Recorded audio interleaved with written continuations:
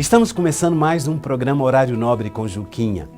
Hoje nós estamos comemorando o Dia das Mães. Eu tenho saudade da minha mãe. Ela sempre está comigo. Eu tenho a sensação que a minha mãe está sempre ali me protegendo, cuidando, porque é esse sentimento, é o amor. Ela está em outro plano, mas eu sinto o amor dela aqui. E hoje nós vamos trazer uma mãe muito especial, uma jovem, empresária, bem-sucedida. E ela vai bater um papo com a gente, vai contar sua história de mãe e de empresária. Vem aí Renata Estival, no próximo bloco. Aguarde.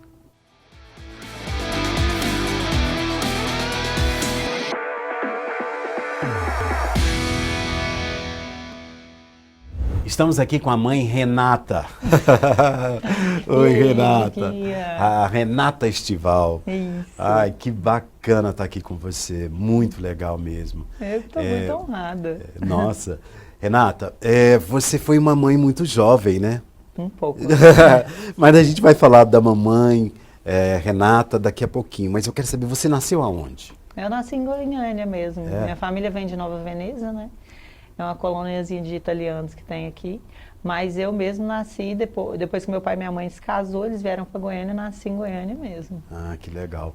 Nova Veneza, inclusive, todos os anos tem um festival Italiano, né? lá. Você sempre vai a Nova Veneza? Olha, já tem bem uns 4 anos que eu não tive mesmo? tempo de ir lá, mas estou morrendo de saudade. Tem família lá também. Sim, acabaram de inaugurar lá o museu, né, italiano que teve lá.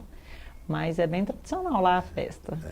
Como é que foi essa história sua? Como você começou essa trajetória no seu trabalho? Você fala mais em específico na noite? Na noite, Sim. né? Você tem a Vilão, você é sócia da Vilão. Sim. E sócia do restaurante Doha. Isso. Né? E tem uma construtora. Exatamente. Né? A construtora a gente vai falar depois, mas Isso. vamos lá, desses dois aí, como é que foi esse processo até você chegar? Eu primeiro fazia nada a ver, né? Fazia faculdade de nutrição. Era mais, eu sentia que eu estava fazendo aquilo ali mais para, não sei, gostava, mas não me encontrei muito, não. E aí eu sempre gostei desse negócio de criação, de evento. E um dia eu com a Raíssa, a gente conversando, e falei, Raíssa, eu tô com vontade de montar alguma coisa.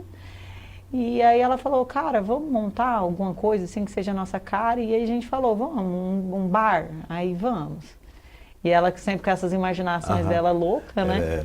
E a gente criativa, né? Criativa demais. Ela falou, cara, vamos fazer alguma coisa com vilão? Eu falei, legal, né? Tipo, filme de terror. Aí falei, será que esse negócio vai dar certo? Muita gente veio na gente e falou, ai, Goiânia não tá aberto para isso e tudo mais. Vilão em Goiânia, é mais sertanejo e tudo mais. Mas é exatamente nisso que eu acho que foi onde a gente teve o estalo, que a gente saiu daquela zona de conforto, do que todo mundo já estava acostumado. E a gente pensou um pouco diferente e chamou bastante a atenção da galera. E tá aí até hoje, graças a Deus. Vamos completar 6 anos de balada. 6 anos já. Isso. Que é um sucesso, né? Exatamente. Várias atrações, sempre está acontecendo alguma coisa muito legal, né? Não, convidados. No início, quando a gente abriu, meu pai chegou na gente e falou, cara, o que é isso que vocês fizeram, né? Porque a gente lá, não sei se você teve a oportunidade de ir, mas era muito pequenininho. Então, assim, era coisa de capacidade de 200 pessoas, a gente colocava 400 pessoas, ficava um monte lá de fora ainda. Meu pai, gente, o que vocês fizeram? Eu falei, pai, não sei, acho que o povo estava tão acostumado a ter uma coisa assim, tão normal, e quando a gente veio, inovou, então veio com os bonequinhos, o Chuck, e fazia festa temática da família Addams, e todo dia era alguma coisa. Acho que isso, a gente ter feito tudo com carinho, com amor, o pessoal via a gente ali realmente trabalhando, né? A Raíssa ficava muito trabalhando na portaria, que a Raíssa, para quem não sabe, é minha irmã. E aí eu trabalhava muito no bar. E é isso. E o pessoal acho que vendo a nossa dedicação, conhecendo os clientes ali, um por um, e fazendo questão sempre de estar tendo contato direto com eles, a gente foi crescendo. E hoje... Falando da Raíssa, né? Eu abri num certo momento, a gente teve que refazer, eu acho bacana contar isso, porque eu chamei a Renata de Raíssa. Isso. Mamãe Raíssa, né? Isso. Raíssa, logo. Por favor, um sobrinho. Muito legal. E o Doha, agora tem um restaurante. Isso. Muito bacana esse restaurante, né? Sim. Bem frequentado. Ele é lindo. A gente parece que está em outro país ali naquele restaurante. Exatamente. O Doha já foi quando a gente quis expandir um pouquinho e levar por um nicho mais diferente, que seria mais gastronômico, ter mais as experiências dos drinks e tudo mais. E agora a gente está nesse momento de transição dele, que a gente está tendo, tem a parte do subsolo, que é uma parte que a gente sempre teve o sonho de poder inovar ali.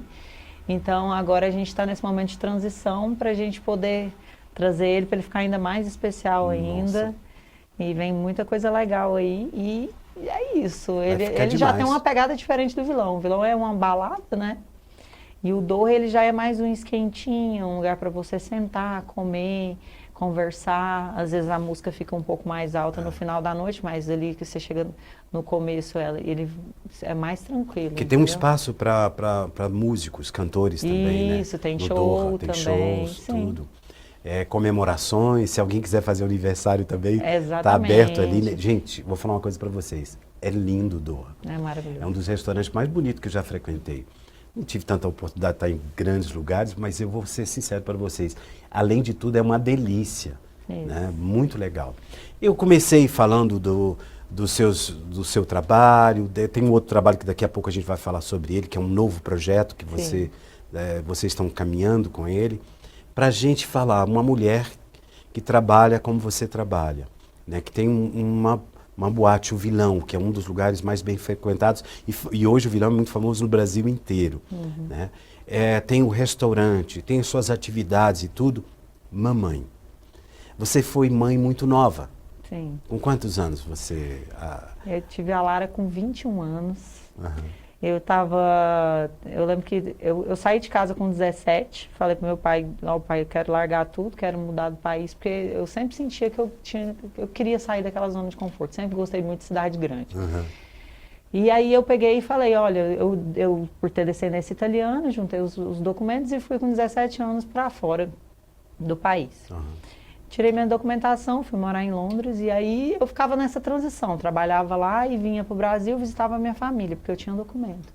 E numa dessas férias que eu vim, né, eu morava lá com o pai da Lara já, que ele era foi meu primeiro namorado.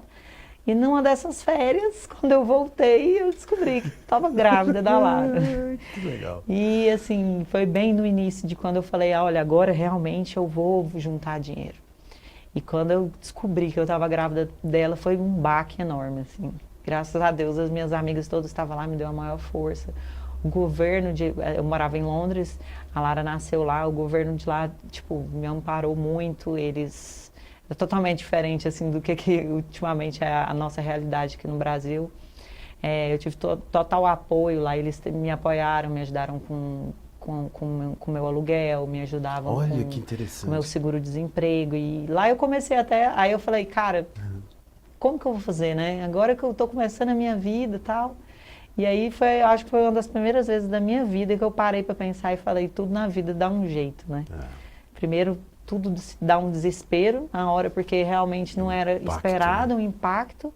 E aí você fala, meu Deus, e agora? E aí, de repente, foi iluminar tudo. Porque depois que ela nasceu, muita coisa melhorou, sabe? E aí eu logo já dei um jeito falei, não vou poder trabalhar fora. Comecei a olhar crianças na minha casa. E assim, só foi melhorias, graças a Deus. Ela me deu mais estímulo ainda, que eu tinha vontade de fazer todos os meus projetos e voltar para o Brasil, porque a gente sempre foi muito ligado à minha família, eu sou muito ligada à minha mãe, aos meus pais, meus irmãos.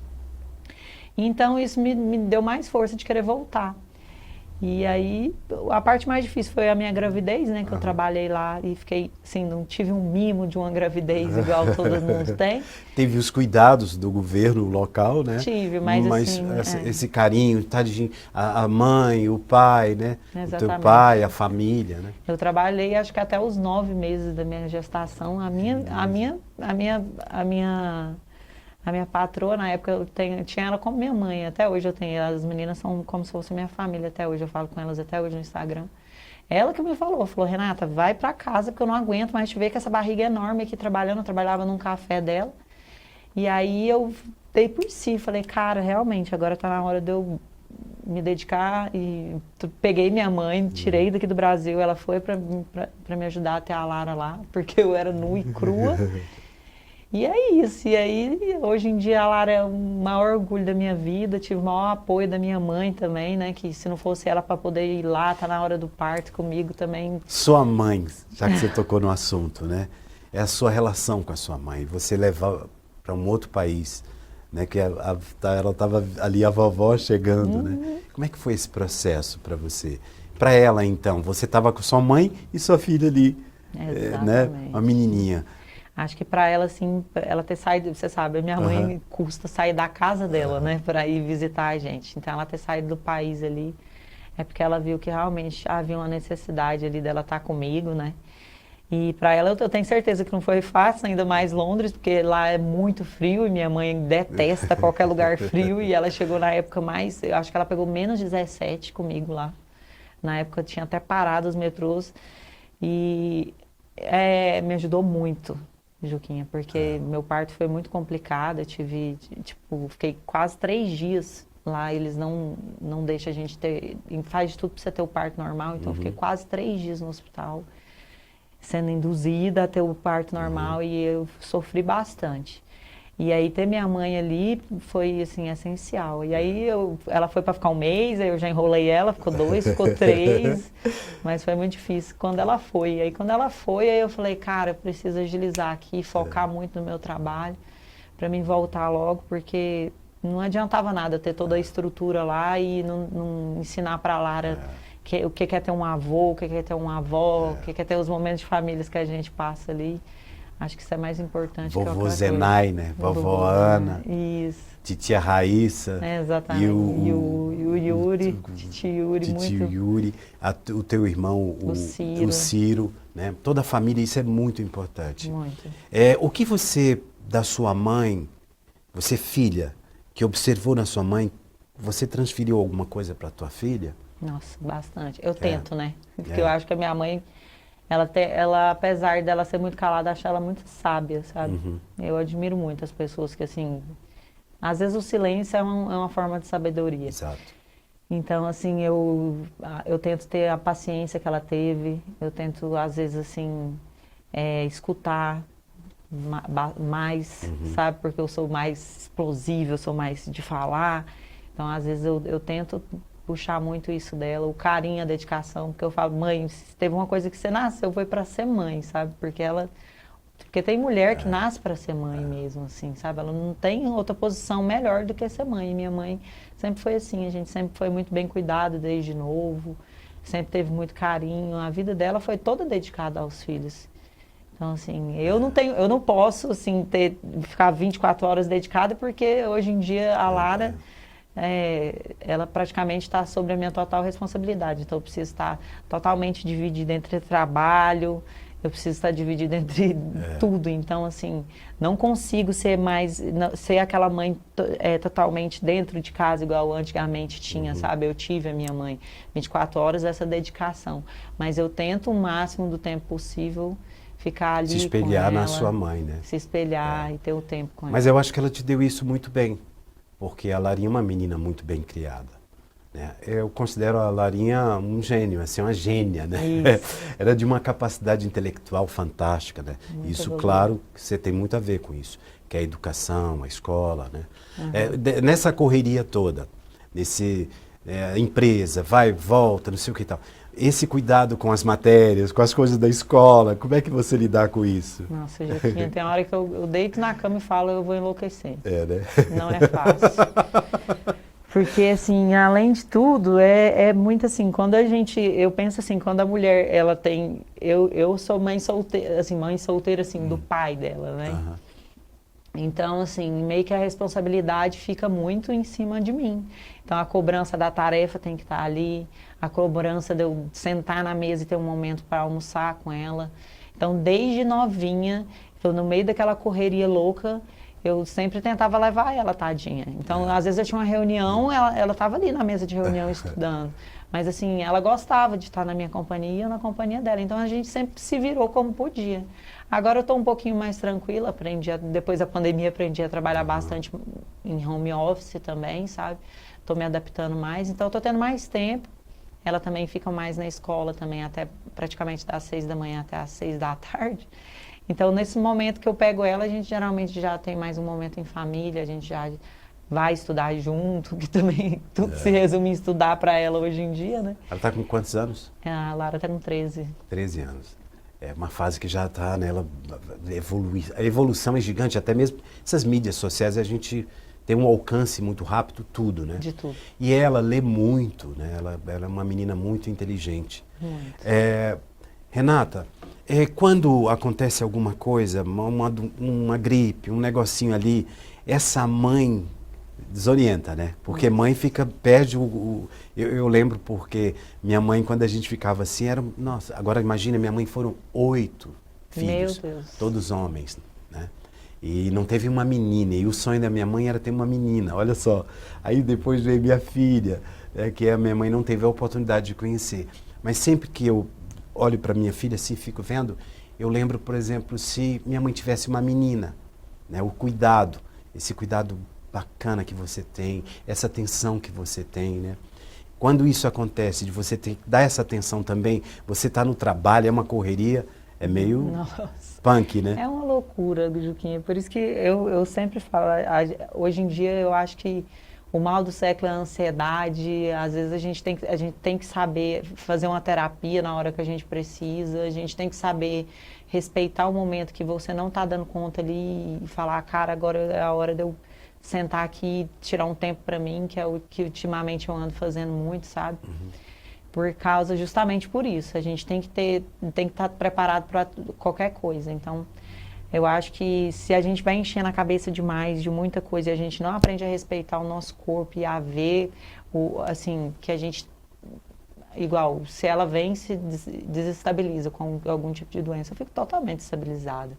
Quantas vezes eu fiquei desesperada, ficar em pânico. Então, assim, eu estou tentando trabalhar muito esse lado meu para mim tentar ser, assim, um pouco mais tranquila, para mim estar preparada para exatamente isso, para se acontecer alguma coisa. Mas graças a Deus a Lara nunca teve nada, assim, de grave, de doença. Graças a Deus ela tenta se alimentar muito bem, né? Agora está se alimentando melhor. Ela não é brasileira, né? Como é que você lidar com isso também? Ela tem alguns momentos, ela fala para você, eu tenho vontade de ir para Londres. Tem.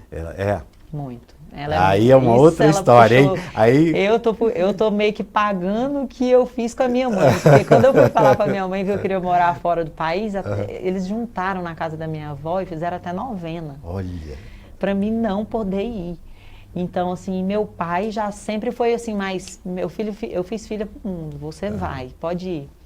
Então, meio que ela tem muito isso de mim também. Ela fala, mamãe, eu tenho vontade de fazer faculdade fora, eu não tenho vontade de ficar só no Brasil. E é isso.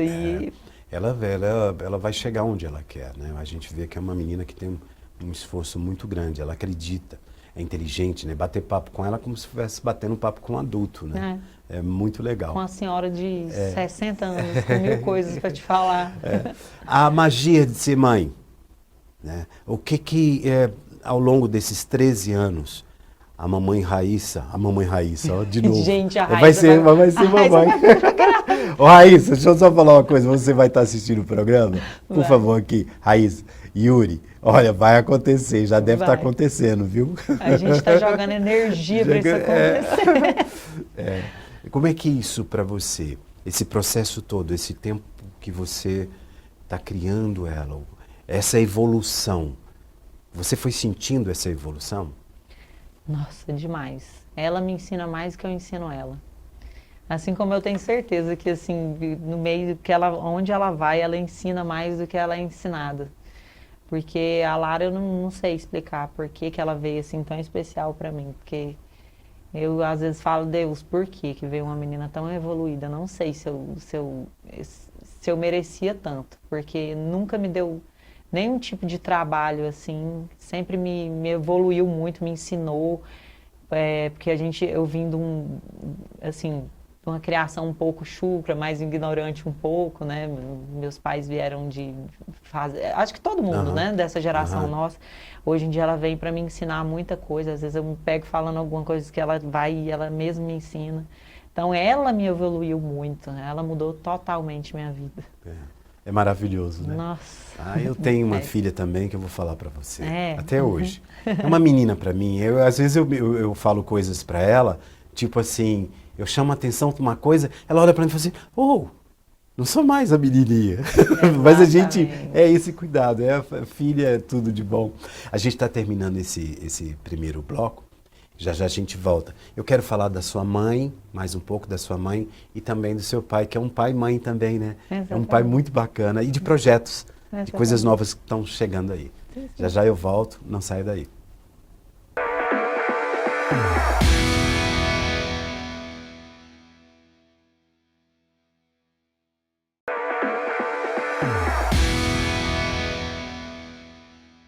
De volta com a mamãe Renata. Renata, a sua mãe é professora, né? Foi professora. Aquilo que a sua mãe, quando você criança, e ela cobrava de você, né, a atenção e tudo, você guardou isso para a sua vida? Porque mãe, quando eu iniciei o programa, eu falei da minha mãe. Eu tenho coisas que eu lembro da minha mãe que não consigo tirar da minha cabeça. Em alguns momentos eu lembro muito do colo da minha mãe, sabe? Às vezes eu entrava no famoso desespero de jovem ou até adulto. Quem que você vai conversar? Eu ia conversar com a minha mãe. Eu tenho uma sensação do colo dela até hoje, Exatamente. não é? É tão engraçado isso que eu estava até comentando isso com a Lara. Eu sempre quando eu tinha insônia, assim, no meio da noite, era tão engraçado esse negócio de mãe, que era só eu ir para a cama dela e eu pôr a minha mão nela, eu parecia que eu estava totalmente segura e eu dormia. Então, da mesma forma, hoje em dia, a Lara também é. Tem hora que eu vejo que ela tá bem agitada, assim, ela, mamãe, não consigo dormir, eu tenho alguma prova no outro dia, porque ela é bem ansiosa, igual eu. Eu falo, não, você vai dormir. Ela é um minuto ali, que eu abraço ela, faço um carinho, ela dorme, que capota ali. É muito engraçado esse negócio de uma magia da mãe, né? Você traz e transfere, né? Transfere todo um Exatamente. amor. Eu acho que tudo é o amor, né? Tudo. Então, o amor que você envolve a tua filha, a família, os irmãos, todo mundo, é de uma importância, não tem como explicar. É um sentimento maravilhoso, né? Exatamente. Mas você tem um paizão também, que é um pai-mãe também, né? Exatamente. Que é o Zenai. 1,5 Ai, meio. um metro e meio e parece que tem 3 metros de altura. De tão né? bravo. Que dinâmico, bravo. E um homem lutador, incansável, né? Não para. Não. Né? Não para. E agora vocês, tipo assim, pai, você não para, então vamos fazer o seguinte, vamos montar uma empresa. Vamos montar hoje é uma construtora, né? Já está em atividade, né? Exatamente. E ele está ali agindo, né? Uhum. Como é que é essa coisa também de você trabalhar com o teu pai, com a Raíssa, com o Cícero, que é teu irmão? Assim, eu já trabalhava com meu pai, né? Aham. Antes do vilão, quando eu voltei de Londres, a gente já trabalhava, eu já construía casas com ele. Então, meu pai já tem mais ou menos 50 anos, no mínimo, de construção civil. Aham. E aí eu sempre tive vontade de voltar, porque depois quando eu montei o vilão, eu fiquei muito naquela função, naquela loucura, e eu falei, cara, não dou conta. Aham. E aí agora eu falei, pai, tá na hora da gente voltar, porque foi muito bom o relacionamento meu com meu pai, assim, sabe? Aham. Você trabalhar com a sua família, porque ali você tá lidando com a sua família. Você tá fazendo um negócio que vai levantar o nome de todos e todo mundo vai caminhar junto. Então, assim, era um projeto que eu já queria já há um tempo voltar. Que eu tive de parar. E pra gente ele tá muito feliz, porque ele tá assim, é o que ele ama fazer, né? Nossa. Chega ali o sol rachando, ele totalmente vermelho. Eu, pai, cadê o protetor solar? Eu e a Raíssa fica louca atrás dele, mas ele, filha, eu tô feliz. E é realmente assim, você chega lá, ele fica com o olho brilhando, olhando aquilo ali, sabe? Sabedoria, né? É uma realização para mim e para ele. Eu vejo no Zenai a sabedoria. Exatamente. E essa relação é importante. Né? Vocês imaginam desenvolver isso juntos, né? Tá, que você já fez, já tiveram juntos, mas agora é um outro processo, um outro momento, né? Essa coisa de estar junto, de se amar, de escutar, né? De crescer juntos. Né? Renata, a mulher, como você falou lá em Londres, todo esse cuidado que teve, o governo teve e tudo, né? Você é uma mulher dinâmica, você é uma mulher que luta muito, né? Como você enxerga o Brasil em relação à mulher? Quais as dificuldades que você sente?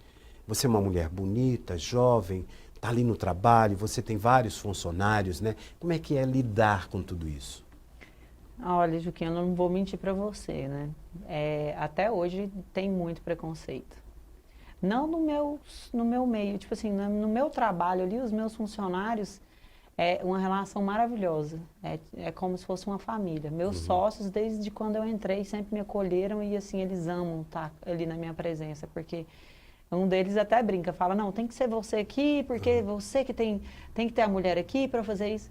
Mas assim, em meio à sociedade, eu sofri muito com isso, porque eu sempre era taxada como a esposa do que criou, sendo que nunca me colocaram como muita gente, eu não vou generalizar, mas muitas das vezes no início, muita gente chegava, você que está trabalhando com, você que é esposa do fulano, você que é isso, então assim, eu me sentia muito assim, injustiçada por isso, sabe? Porque, e até há pouco tempo, às vezes eu escuto muito isso, sabe? Mas assim, eu tento levar para o lado assim, de que já quebrei muitas barreiras, eu tento não escutar o que essas pessoas falam, que a grande maioria, assim, é igual o pessoal fala, né? A gente tenta escutar as pessoas que fizeram grandes projetos. Muita gente, assim, não fez nenhum projeto e está ali sempre para criticar. Então, eu tento olhar isso como...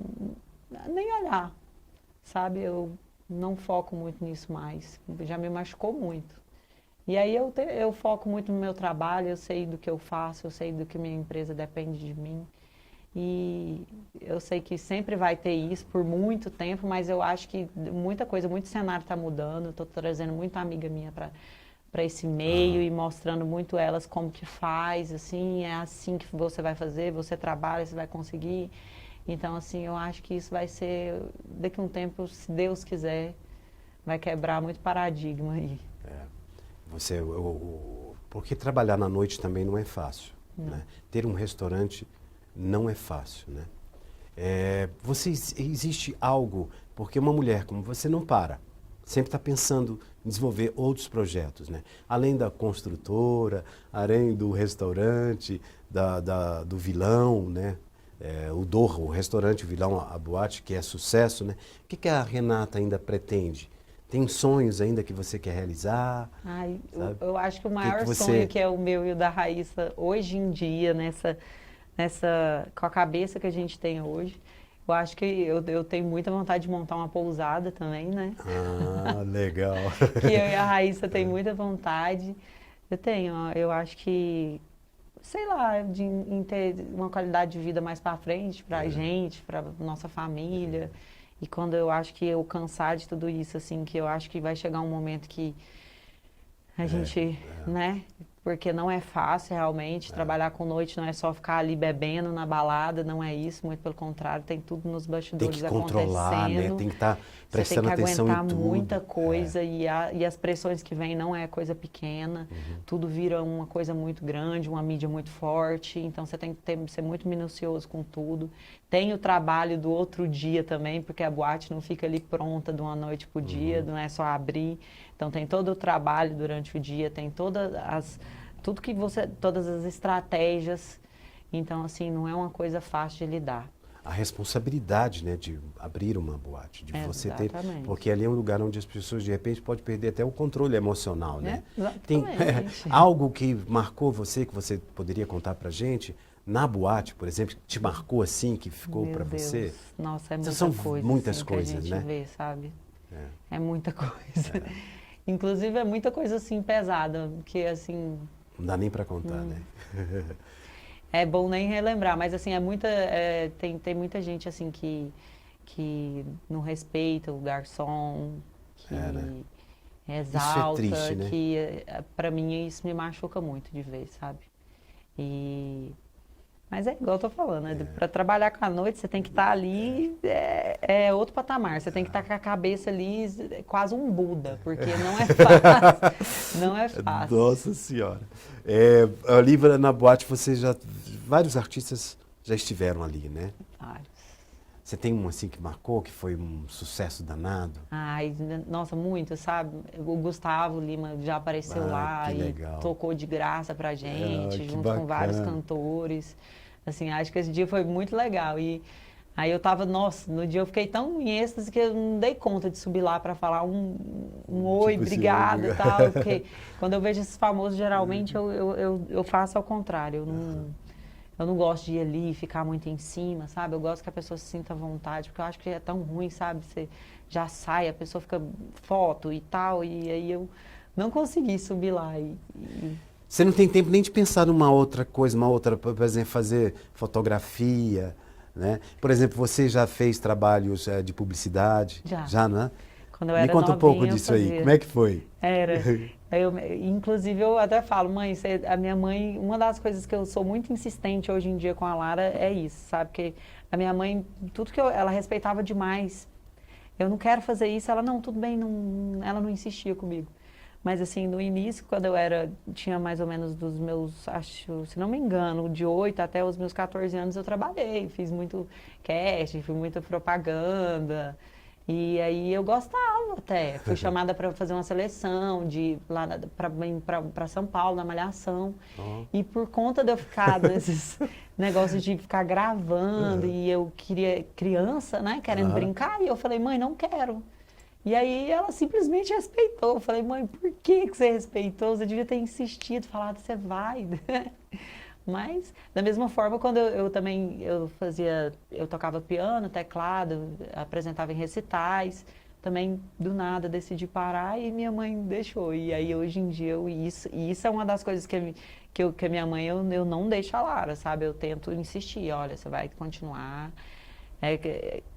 Porque eu acho que tem hora que a gente se desvincula de uma coisa que às vezes era pra ser, só falta você ter um pouquinho de insistência. Até a gente que é adulto, a gente deixa de mão algumas coisas que a gente gosta por falta de insistir, né? Mas assim, eu realmente Mas você está já preparada para Lara ser uma escritora? Você está preparada para ela ser uma artista? O que ela chegar para você e falar, mãe, esse é o meu caminho, né? Aí vem o lado do apoio. Exatamente. Você Eu, apoiar. igual eu sempre falo com ela, ela tem um sonho de fazer medicina, mas assim, eu nunca insisti isso com ela. Mas é uma Inclusive, vontade essa semana dela. ela assistiu uma cirurgia, né, lá com o Thiago. Foi a primeira cirurgia que ela assistiu. Eu falei, gente, como que tem estômago? Mas assim, é uma vontade dela. Eu falo pra ela, olha, seja lá o que for, eu quero que você faça alguma coisa que te faça feliz e que a única coisa que eu vou te cobrar é que você tente ser a melhor no que você for fazer. E ela tem jeitinho que vai ser, viu? Eu acho que ela não vai decepcionar, não. Não vai, não. E teu lado religião, né? Você tem você vai à missa, né? Eu já percebi isso, que você gosta, esse Deus dentro de você. Como é que é?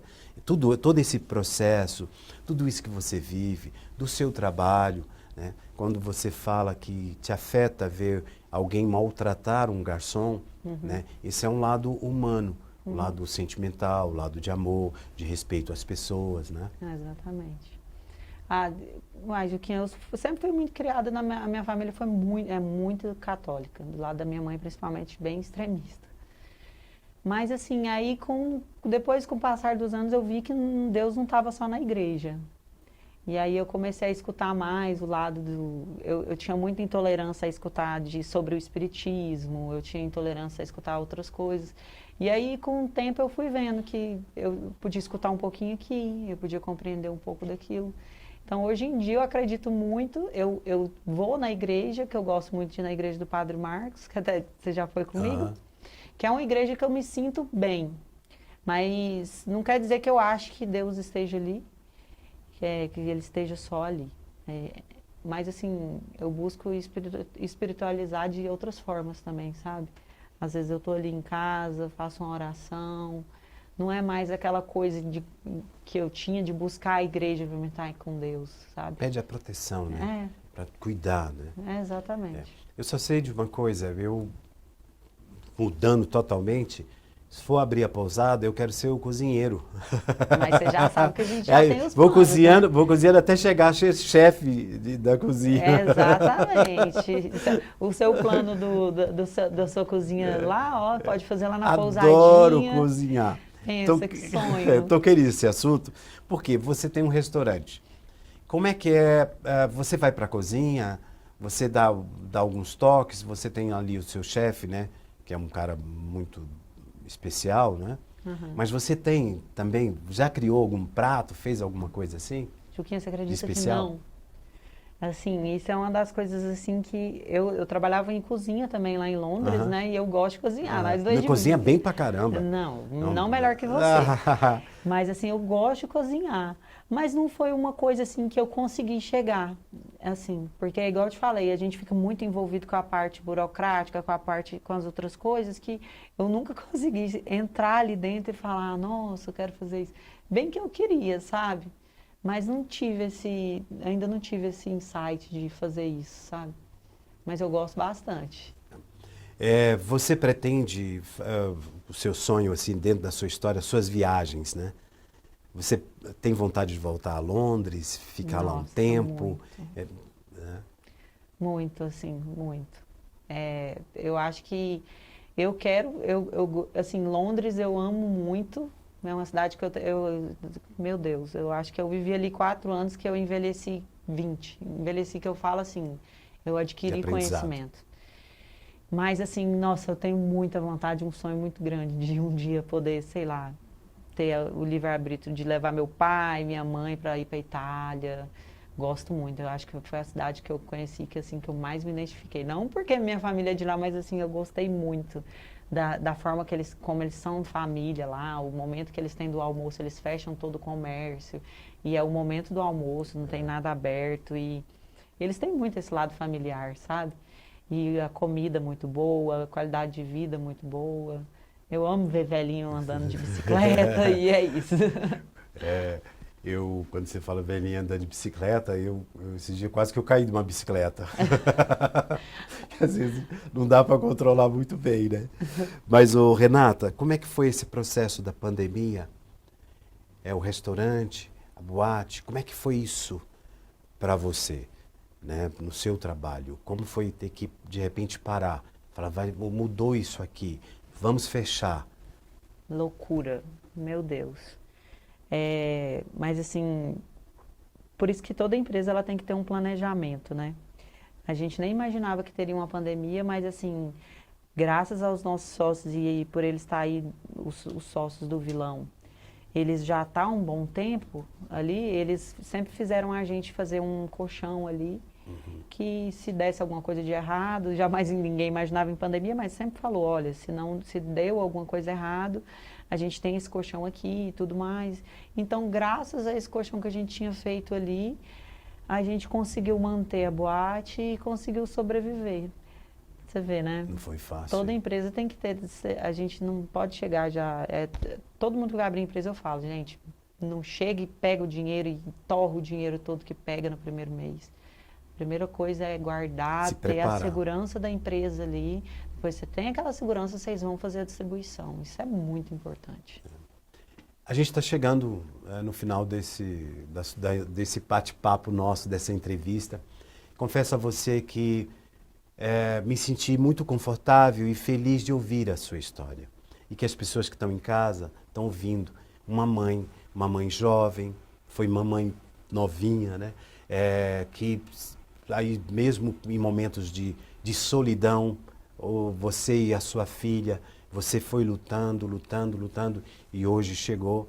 É uma empresária bem-sucedida, você tem uma visão empresarial, né? Mas tem essa visão da mãe, da filha que você é, né? Da irmã que você da pessoa que você é. Eu peço a Deus que te proteja, que você continue assim, essa mulher dinâmica, corajosa, não baixa a guarda mesmo. Desejo o maior sucesso do mundo para a construtora, que vocês estão já desenvolvendo projetos e trabalhos, né? Amém. Tudo de bom mesmo para vocês. Fiquei feliz de você estar aqui, viu, Renata? Eu estou muito feliz e eu quero completar aqui e te falar uma coisa. Para mim, você é uma das pessoas com qual eu amo conversar, que a gente já tem um convívio já.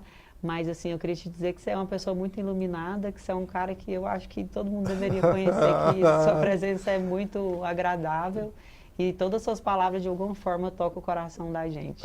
Não faz isso não, porque a diretora, ela não é muito chegada que eu me emociono assim não. Ela fica olhando. Mas obrigado pelas suas palavras, porque é recíproco. Muito obrigado pelo carinho.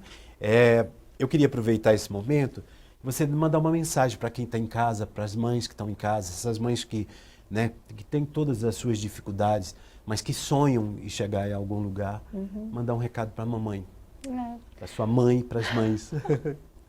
Eu sou péssima de recado, gente, mas eu queria dizer que mãe é mãe, que sei lá o que você esteja passando ou qual situação que você esteja enfrentando. O amor que a gente tem, você pode ter certeza que vai vencer e vai passar qualquer barreira. E um feliz Dia das Mães para todas as mães, para todos os pais que são mães também, né? Igual tem mães que são pais. E é isso, gente. Muito obrigada, Juquinha. Valeu demais. É nóis. Obrigado, Renato. Obrigada. Tem uma próxima oportunidade, se Deus quiser, e Ele quer. E sucesso em tudo que você venha você fazer. Também. Tá? E daqui a pouquinho eu volto. Não sai daí.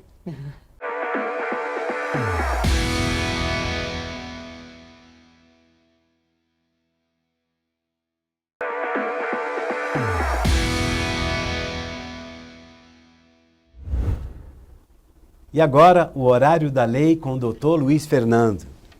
Sempre um prazer estar aqui no seu programa, meu amigo Juquinha. Prazer é nosso, doutor Luiz. E sempre elegante, né? Obrigado. E qual o assunto de hoje, doutor Luiz? Hoje nós vamos falar sobre um problema que a maioria dos telespectadores deve ter vivenciado ou conhece algum parente ou amigo que vivenciou, que é estar ali transitando pelas vias públicas e quer ir com seu veículo em um buraco. E muitas pessoas se questionam o que fazer nessas situações.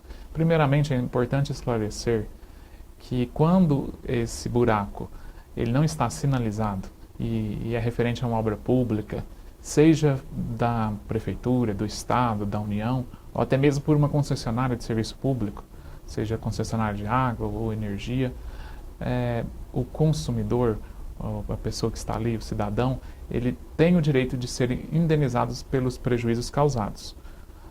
Qual é o procedimento a ser adotado? Eu sempre recomendo que você se municie do máximo de informações e registros daquele local no momento do acidente.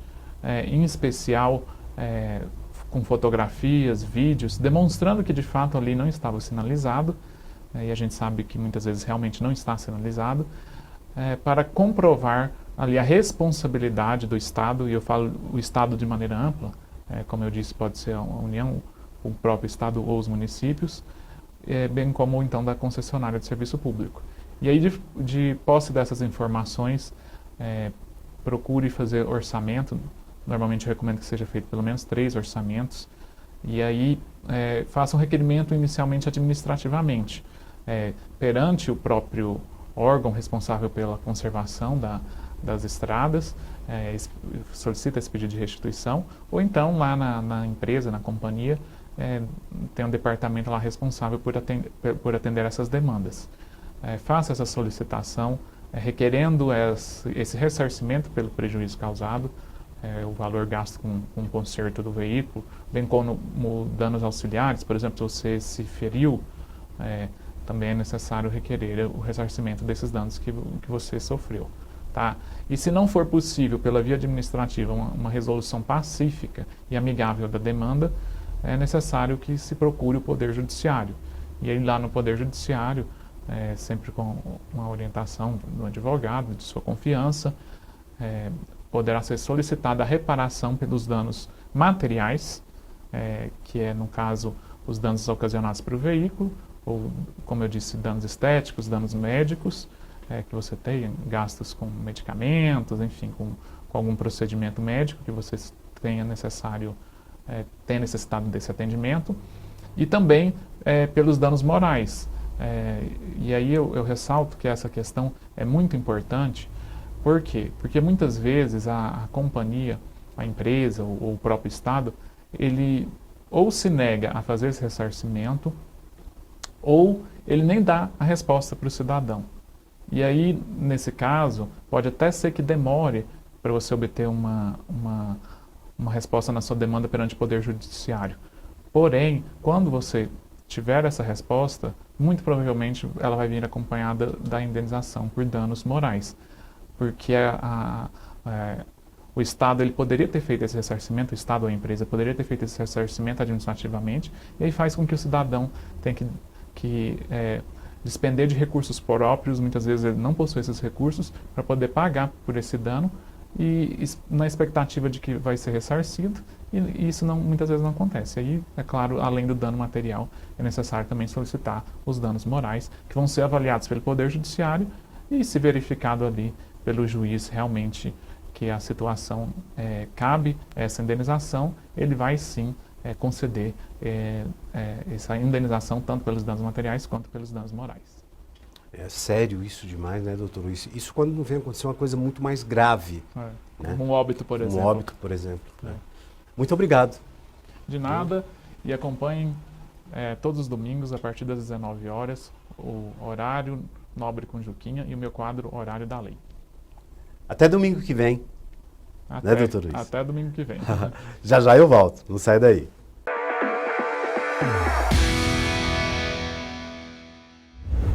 Estamos terminando mais um programa Horário Nobre com Juquinha. Quero agradecer a toda a equipe da televisão, da TV Gazeta, muito obrigado pelo carinho sempre, e agradecer ao Sesc, também a sua equipe, e até domingo que vem com o programa Horário Nobre com Juquinha, aqui na TV Gazeta, canal 38.1. Até lá!